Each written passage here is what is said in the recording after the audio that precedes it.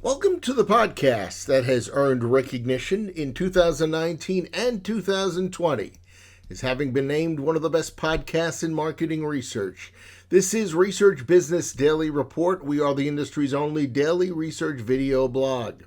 And if you'd like to lend your support, because we are viewer supported, please go to RBDR's exclusive community at the crowdfunding platform patreon.com/RBDR. I'm Bob Lederer, for more than 25 years a respected voice in market research. So, we have all survived the 2020 election for president and the Congress, and I think it's time to consider what happened with polling. What exactly did happen?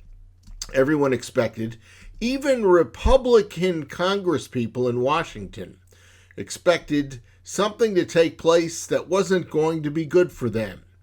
Significant spreads were projected, state after state, and position after position going into Election Day. And then on Election Day, the air in those balloons somehow escaped and escaped and escaped. And the advantages that one candidate had against another in so many different areas really strongly diminished. So what happened? Well, we reached out to several pollsters to try to get an explanation, and today in an expanded RBDR, you're going to hear from John Zogby Strategy President John Zogby. Now, he's among the deans of 2020 polling and tries to be as transparent as possible. So you're going to hear him discuss several subjects with me, including the somewhat precise polling work done by Trafalgar Group's Robert Cahaly. Cahaly saw the election tighter than most, and he credited his ability to coax cooperation with shy Trump voters for his closer calls. But here's John Zogby. So what's your attitude about how we are going about talking to the public about who they're going to vote for? First of all, Bob, this is not a new problem. This is something that I identified back in 1994 when, as personally a liberal Democrat, I became a hero to Rush Limbaugh and others because of the New York gubernatorial race, where surprisingly to everybody else, George Pataki, the Republican, beat Mario Cuomo. And I said, the other polls are oversampling Democrats. And very simply, they were. Some of it was the New York Times, which admitted that it used out-of-work actors and artists on the telephone, which could possibly be intimidating, to folks. Other reasons that I heard even way back when were conservatives who wanted to game the system and said, we're not going to talk to pollsters. And they were doing it consciously. Does that make for a conspiracy? I don't know. What I do know is that I've always been very skeptical of my colleagues ever since, too, when they come in with samples any time of year, not only at election time, showing the wide differentials between the number of Democrats and the number of Republicans. I think that there is a sense that political party is a trailer variable, as Gallup always liked to call it, meaning it's ephemeral, it's not an important factor. Today I'm a Democrat, tomorrow I'm a Republican, we'll see. And I've always considered it to be a lead variable. It's a demographic. Whether I act that way or not, I still filter my information as a Democrat in my head. It's as important to me as being a male or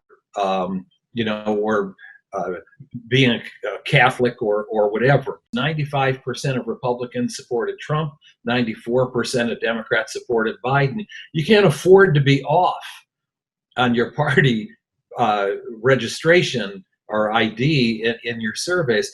So I've always waited for party to get it to some semblance of what it's previously been in exit polls, and then also capturing a trend. So, for example, Yes, there are going to be more African American voters this year. Yes, there are going to be more younger voters this year.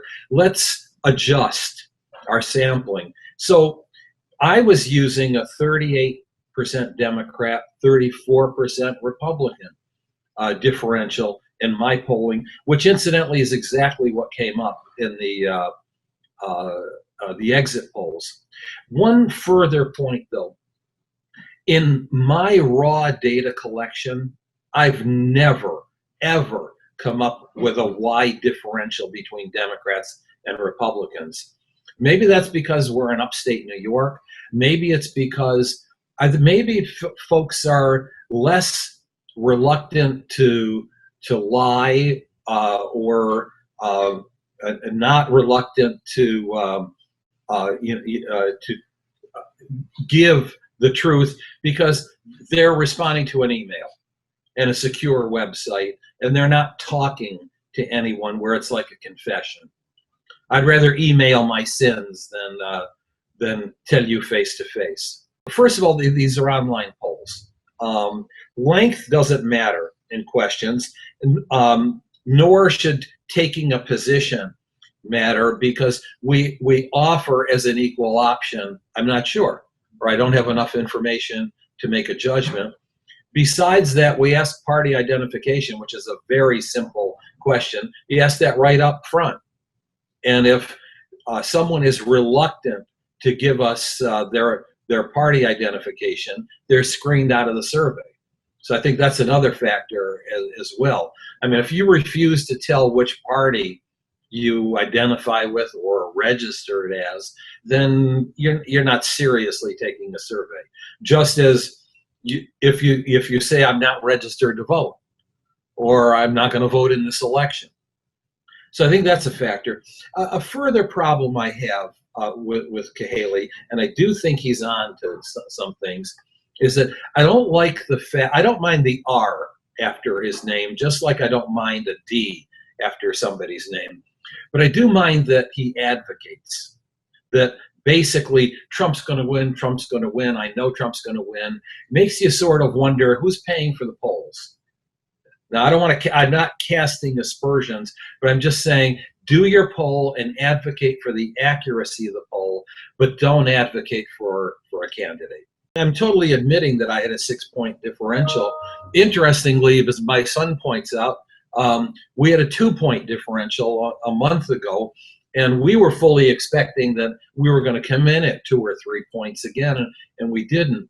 But you see, then when I look at the internals, and we had the same number of blacks and the same number of Hispanics, the same percentage of young people. Maybe we overestimated the percentage of young people. That could very well be what happened. But as you know, in this business, when you put all those variables together, all those demographic variables together, and then you apply weights, you have to have a huge spread. I mean, if I had 2 points too many blacks than what should be normal, then you would have seen that shift, the total difference between Biden and Trump. But our demographics were good in the survey. And I don't think we asked anything particularly biased. I think, I just think we were off. I think as an industry and as media and as a public, we have to have the proper expectations for the polls. Polls should be able to tell us what the trend line is.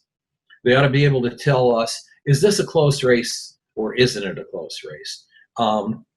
But to be playing that game, which I have for an adult lifetime now, of who's going to get it closer than anybody else, I don't think you can do that anymore. I think it's a much more volatile world. I think we all have our own sources of information that motivate us. And I think there are people, it was only 4% in this exit poll, and generally it's been more. People tell us, I made up my mind the day before. I made up my mind in the polling booth. So for us then to be able to claim that we get it right to the percent or to the 10th of a percent. I think pollsters have to get out of their bubbles. I think that they have to. I'm a recovering academic myself. We need to use sound practices, best practices, and sound principles, but we need to read people a whole lot better. By the way, we have invited Robert Cahaly to share his pointed disagreements about how polling is being done in the industry. We hope he'll join us on RBDR, but no answer yet. That wraps up today's Research Business Daily Report. We thank you for watching us. For many of our viewers, watching RBDR is certainly time well spent. So there's no reason for any of you out there to hesitate if you would like to share any of our videos with a friend, colleague, or peer. And we hope that you'll consider becoming an RBDR Patreon supporter because, as I mentioned, we are viewer supported. And you can do that by visiting patreon.com/RBDR. So until we see you again, which will be tomorrow, please do your best to stay safe. We'll have another pollster for you to explain what happened.